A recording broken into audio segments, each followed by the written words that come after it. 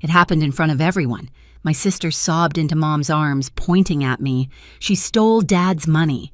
My father's voice thundered, "Get out!" Jade loud enough for the neighbors to hear. No one looked at me, not even Mom. I was 16 barefoot on the porch, rain soaking through my shirt, my heart beating louder than his anger. I didn't scream, I didn't beg. I just walked into the dark, clutching the only thing left, my truth. Weeks later, when she bragged about it, someone else heard every word. And that changed everything. Stay with me, it gets louder from here. Back then, we looked like any other family in our quiet Ohio neighborhood, neatly trimmed lawn white porch pumpkins on the steps every fall. From the outside, the Smiths were steady, polite, ordinary. Inside, though, there was always a scale I could never balance. Dad worked long hours at the auto shop and measured worth in obedience. Mom kept the house spotless and hated making a scene.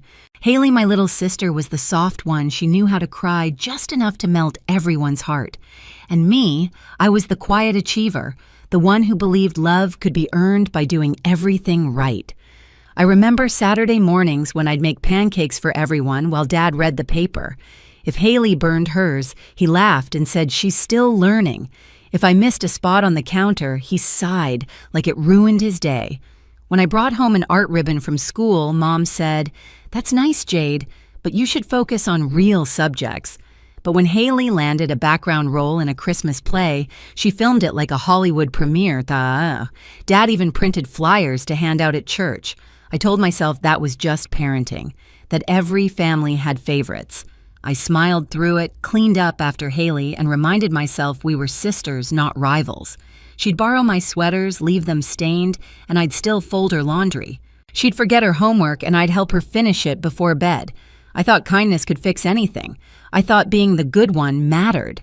That illusion cracked slowly, little things like the way Mom would hush me if I corrected Haley, or how Dad's face softened only when she spoke. One night during dinner, Haley spilled grape juice across the table. It splashed onto my sketchbook. I froze. Dad snapped at me. "Don't overreact." Then he smiled at her. "It's okay, honey. Accidents happen." My hands shook as I dabbed the pages dry, pretending it didn't sting. That's when I realized something simple but brutal. My place in that house wasn't to be loved. It was to make loving her easier for everyone else. And still, I stayed quiet.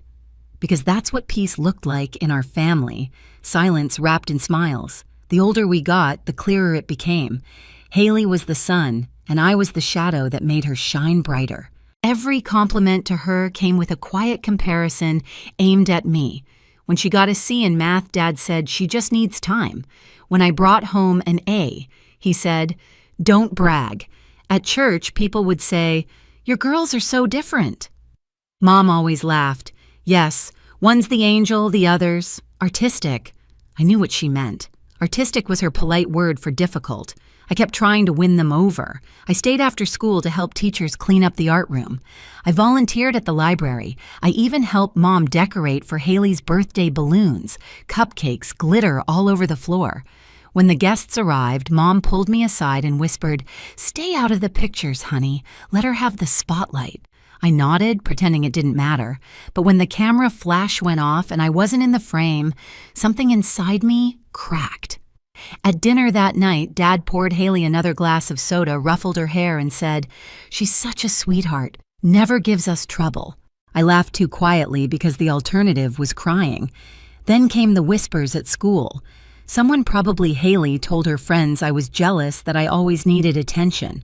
People started watching me differently, waiting for me to prove her right. I worked harder to stay invisible. It almost worked until the missing money. It was a Saturday. Dad had been saving for a new car part, cash tucked in an envelope in his desk. I saw him count it once, nearly $200. That evening, Haley came into my room, eyes red. "Dad's furious," she said, voice trembling. "He can't find the money." I stood up alarmed.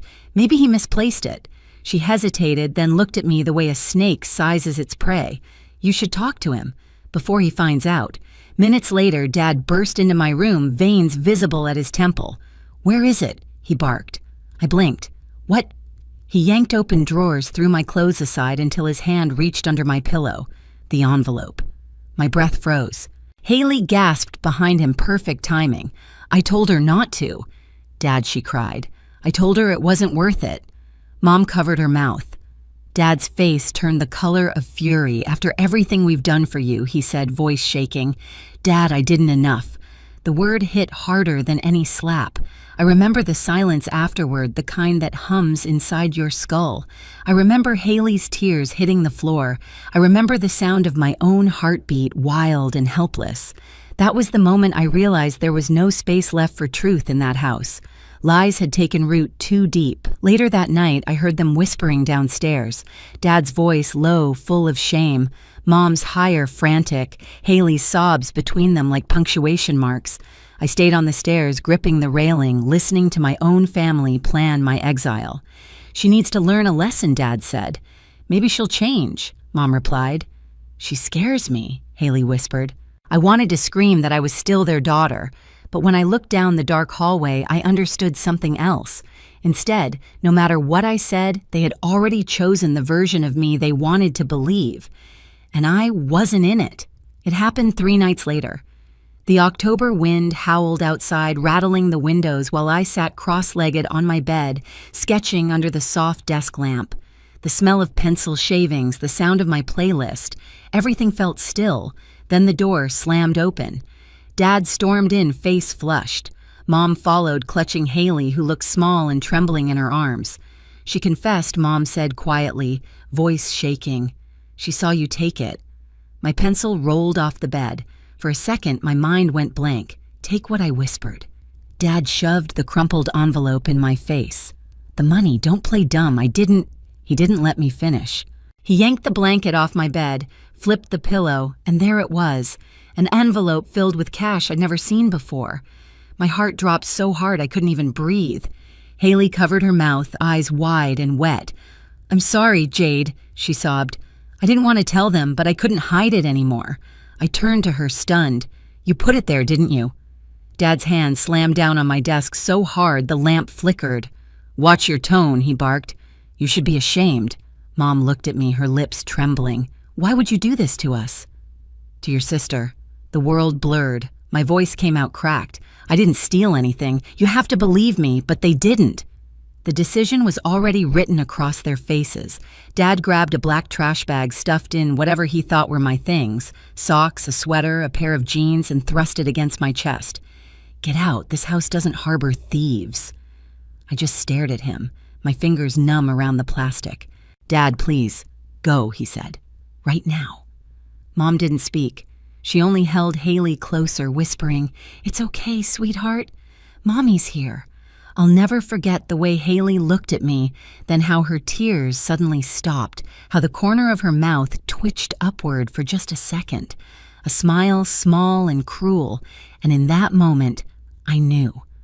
The front door opened. Cold air rushed in, cutting through my skin like glass. The porch light glowed behind them as Dad shoved me out. The trash bag hit the ground with a dull thud. My bare feet touched the icy concrete, and I bit back a gasp. The door slammed. The lock clicked. Silence.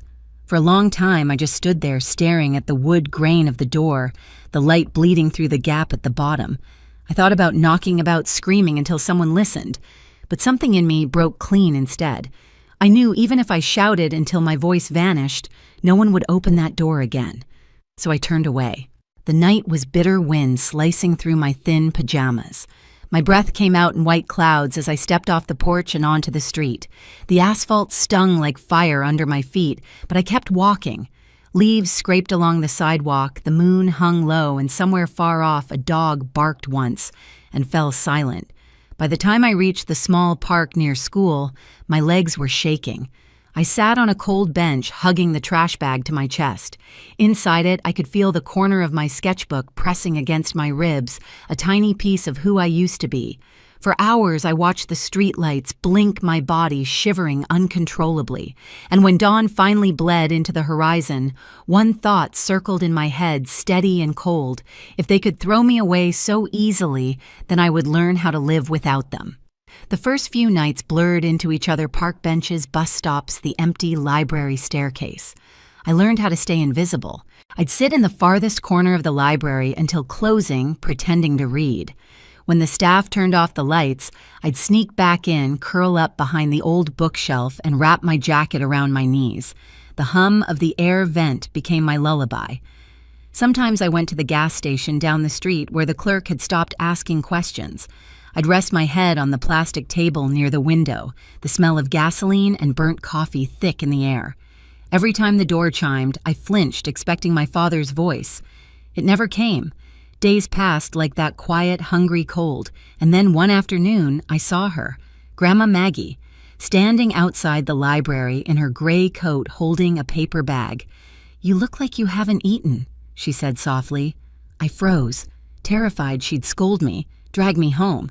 But she just handed me the bag, sandwiches, an apple, a folded 20. "Stay where you are, Jade. Let me handle this." I didn't understand what she meant then, but I would. 2 weeks later, I found out she'd gone to a family dinner at her house. My parents were there, proud of their good daughter. Haley was laughing, showing pictures on her phone, the star of the night. And that's when she said it. The words that changed everything. "You won't believe what I pulled," she bragged, smirking at her cousin over FaceTime. I slipped the money under her pillow and cried a little. They totally bought it. "She's gone now, problem solved." Grandma heard every word. She didn't interrupt. She didn't even blink. She quietly took her iPad, hit record, and let the truth hang itself. The next morning, she texted Mom, "Meet me at the church after service." Alone. I didn't know all of this until later. But that day, while I sat in the library sketching with numb fingers, Grandma was confronting them. She played the recording in the small prayer room behind the altar. Haley's voice echoed off the walls, every cruel word, every giggle.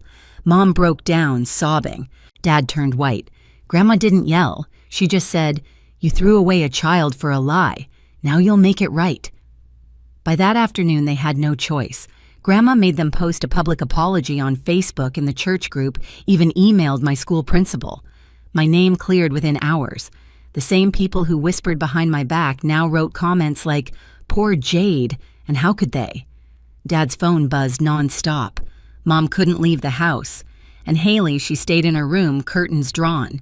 That night, Grandma came to find me again. When I saw her standing in the library doorway, I dropped my pencil and ran.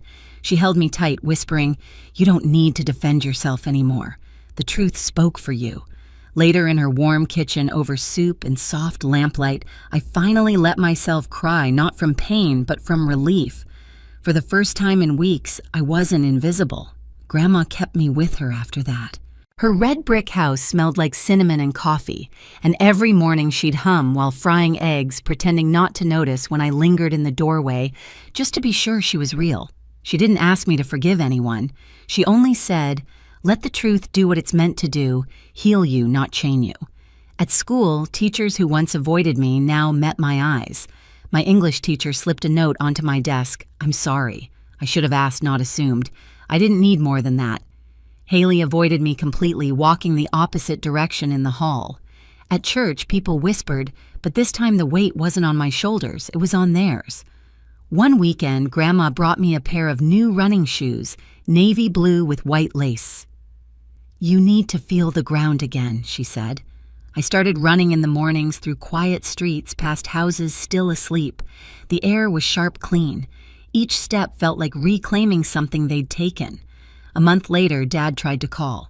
I stared at his name glowing on the screen, the same name that once ordered me out into the cold. I didn't answer. Some doors once closed should stay that way. Now I sit on Grandma's porch sketchbook, open on my knees, the sun sinking over the maple trees. The same October wind blows, but it doesn't bite anymore. I draw the scene light spilling across the yard, leaves swirling like tiny sparks of gold, and I smile. They once thought throwing me out would erase me. Instead, it set me free. Have you ever had to lose everything just to find peace? If this story hit home, share your thoughts below and subscribe for more true family betrayal and quiet revenge stories. At the family dinner, Dad leaned toward me, his hand still resting on the knife that had just cut the cake. The room smelled like roasted beef and wine, warm, ordinary, until his voice sliced through it. "Tell me the 200,000 I gave you. What did you do with it?" Forks stopped. Laughter died. I felt my stomach drop, metal slipping from my hand and clattering against porcelain. 200,000, I whispered. What do you mean? Across the table, my sister's face turned pale. And 30 minutes later, as flashing lights hit the windows, I realized this wasn't a misunderstanding. It was an ambush. My name's Helen Carter. I'm 31, and for the last 8 years, I've lived in Chicago, where the skyline hums like an engine that never sleeps. I work as a marketing coordinator for a mid-sized fashion brand, a job that pays the bills, but doesn't feed the dream I've carried since college, opening my own boutique. I've spent years saving building mock campaigns, sketching store layouts during lunch breaks. It's the kind of dream you whisper to yourself because saying it out loud makes it sound impossible. 3 months ago, my father, Daniel, made it real. He called one night, his voice proud, steady. Helen, I believe in what you're building. I'm wiring you 800,000, no conditions. Make something that's yours. I remember staring at my phone, speechless. Dad wasn't a man of grand gestures, but when he did something, he meant it. I promised him I'd make it count. Mom, of course, had other thoughts. She's the kind of woman who polishes everything silverware family stories, even our flaws, until they look better than they are. My mother, Linda, has always adored my younger sister, Kristen. Kristen, with her glossy hair and Instagram smile, could do no wrong. She's 3 years younger, the golden child, with a taste for luxury and an eye for shortcuts. I used to think our differences balanced the family. Now I see they divided it. A few days before Dad's 60th birthday, I was packing samples for a pitch meeting when my phone rang. Kristen's name lit up. Hey, I said, distracted. Her tone was clipped, rehearsed. Dad's not feeling great, she said. We're canceling his dinner. No need to fly home. I stopped folding. Canceling.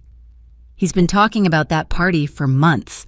Yeah, well, plans change. Just stay there, okay? He doesn't want a crowd. That last line hit wrong. My father loved a crowd, especially if it meant his daughters were under the same roof. After we hung up, I stared at the wall, unease curling in my stomach. Something in her voice didn't match the words. Kristen had a way of speaking when she was hiding something too fast, too sweet. I opened my banking app, not sure why.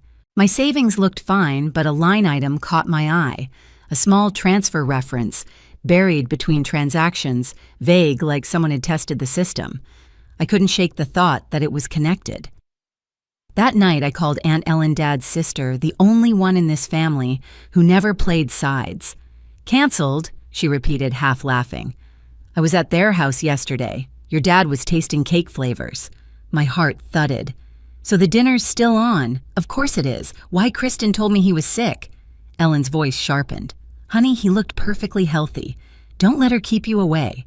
I sat there in my small apartment, the city buzzing outside, feeling that old childhood ache, the one that comes from realizing you're the last to know the truth. I barely slept that night. Every time I closed my eyes, I heard Kristen's voice again, too steady, too careful. By morning, the unease had curdled into certainty. I opened my laptop, booked a flight to Salt Lake City, and told my assistant I'd be working remotely for a few days. I didn't tell anyone else. On the plane, I watched clouds drift under the wing and tried to convince myself I was overreacting. But every detail gnawed at me. The canceled dinner, the mystery transfer the way Mom had been quiet lately in our family group chat, just posting hearts under Kristen's photos of designer bags. When I landed, the air felt thinner, cleaner, but heavier somehow. Driving through Sugar House, I passed the same streets I'd biked down as a teenager, each one holding a ghost of who I used to be. The Carters, picture perfect from the outside, polite smiles in every Christmas card. But behind closed doors, Mom's favoritism wasn't subtle.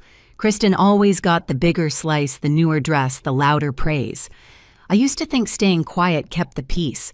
It only made me invisible. I parked outside the family house and sat in the car for a long minute, gripping the steering wheel. The lights were off, blinds drawn. Maybe Kristen was telling the truth after all.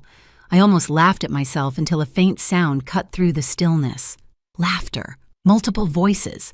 I stepped out, heart pounding. The front windows glowed faintly. Through the curtain, I saw silhouettes moving plates on the table, someone carrying a cake. The dinner wasn't canceled, it was happening without me. I rang the bell. The noise inside dipped, then resumed softer. After a long pause, the door opened. Aunt Ellen stood there, eyes widening in relief. "Helen, thank God. I thought you weren't coming." I forced a smile. Neither did they, apparently. Inside, the house smelled of roasted garlic and wine. Music played low. My father was laughing near the fireplace, healthy as ever, shaking hands with a guest. When he saw me, his face lit up with genuine surprise. "You came," he said, wrapping me in a hug. "Kristen said you were too busy." Too busy. The phrase stung. I looked past him and saw my sister by the dining table, a glass of champagne in her hand, frozen mid-sip. Our eyes met. For a second, her confident smile flickered. Then she recovered, tilting her head. "Helen didn't think you'd make it." I wanted to ask why she lied, but the moment wasn't right. Instead, I said lightly, "Wouldn't miss Dad's big night." Mom appeared from the kitchen, her smile too wide. "We were just setting another place." She lied effortlessly. Ellen leaned close, whispering, "Your sister's been spending like crazy lately. New bags, Paris trip, the works." My eyes followed Kristen across the room. Her diamond earrings caught the light like tiny spotlights on guilt. Everyone acted normal, but the air was tight, full of things unsaid. As dinner started, I noticed how Mom and Kristen kept glancing at each other, how their laughter sounded a beat too late. Dad chatted with guests, unaware of the quiet current running beneath the table. And as the cake came out, candles flickering gold, Dad smiled at me. Then his expression changed. He set down his glass, leaned forward, and the room went still. Dad's voice broke the chatter like glass. "Helen," he said, steady but sharp before we cut the cake, "there's something I need to ask." Every eye turned to him. Kristen's fork hovered midair. I smiled faintly, trying to keep it light. "What's up, Dad?" He leaned forward, elbows on the table. "The $200,000 I gave you, what did you do with it?" For a second, I thought I'd misheard. "The what?" "The $200,000, he repeated. "I sent you and your sister each the same amount separate from your business fund. I wanted you both to have freedom." My fork slipped, clattering against the plate. The sound echoed in the silence. "I never got that, Dad." Across from me, Kristen's chair creaked. Her face went pale. "She probably just forgot," she said quickly, forcing a laugh that cracked in the middle. "You know how busy she is in Chicago." Dad turned his gaze to her. "Kristen, I'm talking to Helen." The room froze. Even the birthday candles seemed to flicker slower. My mother reached for her wine glass but didn't drink. I looked at my father. "I swear I never saw that money. I thought the $800,000 was everything." Ellen at the far end of the table crossed her arms. "Funny," she said softly. "I saw Kristen last week with a new Rolex and a Louis Vuitton bag. Paris trip, too." "Guess that came from a good investment." Kristen's head snapped toward her. "You don't know what you're talking about." Dad's expression darkened. "Kristen," he said quietly, "where's your sister's money?" No one breathed. Kristen stammered. It was a mistake. The account was joint, right, I thought." "You thought what?" Dad's voice was steel now. Mom stood suddenly, her smile brittle. "Daniel, please not here. We'll sort it out later." He didn't even look at her. "Linda, did you know about this?" Her silence was answer enough. My pulse thundered in my ears. It was all happening in slow motion, the dinner guests shrinking into the background, Kristen's mascara smudging as she blinked too fast, my father's disappointment heavy enough to crush stone. Ellen placed her napkin down. "I have receipts," she said. "Credit statements, purchase logs. Kristen's been burning through money like gasoline." Mom's voice cracked. "She just needed help, Daniel. We were going to replace it before what?" He interrupted. Before I found out, for the first time in years, I saw my father's temper, quiet, controlled, lethal. He stood, took out his phone, and said calmly, "I'm calling the police." Kristen gasped. "Dad, no. Please don't do this." He met her eyes unflinching. "Family doesn't steal from family." I sat perfectly still. No yelling, no tears. Just the weight of truth filling every corner of the room. Outside, the night was silent until the faint wail of sirens began to rise, getting closer. And as the blue and red lights painted across the windows, I whispered to myself, "You wanted me gone, Kristen. Congratulations. You just erased yourself instead." The sirens bled through the night, blue and red lights flashing against the dining room walls. Dad still stood at the head of the table, phone in hand. Kristen's face was drained of color. Mom stared at the half-melted cake, as if wishing it could swallow her whole. Dad, Kristen whispered, "Please." It was a mistake. He sat slowly, the calm before a verdict. A mistake is forgetting to send a card. This was theft. Silence. Guests shifted uneasily. Ellen folded her hands, eyes steady on me. "You okay?" she mouthed. I nodded once. 2 police officers entered with a soft knock. "We got a call about a theft," one said. Dad rose again. $200,000. Taken from an account meant for my older daughter, Helen. The officer glanced at me. "Your sister." I swallowed. "Kristen Carter." He opened a notebook. "Let's hear it from the start." Dad explained the $800,000 for my boutique plus $200,000 gifts for each daughter. Helen never touched hers, he said, but her balance is gone. Ellen slid a folder forward. "You'll want these receipts, bank logs, Paris tickets. All Kristen." The shorter officer flipped through pages. "Ms. Carter." He looked at Kristen. She twisted a napkin. "I thought it was mine. The account was joint. I meant to replace it." "With what?" Dad asked, voice low. "Next month's excuses." Tears glazed her eyes. "You gave her $800,000. I just borrowed it." I stared at her. "Borrowed doesn't mean stolen, Kristen." Mom stood, voice trembling. "Daniel, please not here. We can handle this privately." He didn't look at her. "Privately? That's how this started." The officer cleared his throat. "We'll take formal statements." I followed him into Dad's study, the smell of old paper thick in the air. He set down a recorder. "Tell me what happened, ma'am." At the family dinner, I said the words tasting unreal. Dad leaned toward me and asked, "Tell me the $200,000 I gave you. What did you do with it?" I froze and replied, $200,000. "What do you mean?" My sister's face turned pale. He nodded. "And your response now, I never received that money." Not a cent. When I returned, the room felt stripped clean. No chatter, no warmth. Kristen sat rigid, mascara smudged. Mom hovered behind her, one hand on her shoulder, the other trembling. Dad stood by the window light from the patrol car, painting him in red and blue stripes. "Kristen," he said quietly, "you were trusted with family, not just funds. You broke both." She shook her head, sobbing. "I didn't mean intent doesn't erase damage," he said. Ellen rose, voice firm. "Daniel, you did the right thing." They made their choice. The taller officer returned. "We'll need to bring Ms. Kristen Carter and Ms. Linda Carter to the station for further statements." Mom's head snapped up. "You can't take us." "This is our home." "It's routine," the officer replied evenly. "Just procedure." Kristen turned to Dad. "Please stop them. I'll pay it back, I swear." Dad's expression barely shifted. "You can't repay trust." They started toward the door. Kristen twisted to me, tears streaking her cheeks. "Say something, Helen." "Please." I stood. "I already did," I said softly. "You just never listened." They were led outside the front door, closing with a hollow sound that echoed through the house. The guests filed out in awkward silence. The cake still sat in the middle of the table, candles long dead. Dad pressed his palms over his eyes. Ellen placed a hand on his shoulder. "You're protecting what's left," she murmured. He nodded, voice rough. "Family doesn't betray family." I began collecting the broken pieces of a champagne flute from the floor, the glass biting cool against my fingers. I carried the shards to the sink, rinsed away the stickiness, and felt the weight of the night settle into something still a final. The taller officer paused by the doorway. "We'll follow up tomorrow." "You hold up well, Ms. Carter." "I've had practice," I said. Outside, the patrol car rolled away. For the first time in years, the house was quiet. No pretending, no polite laughter.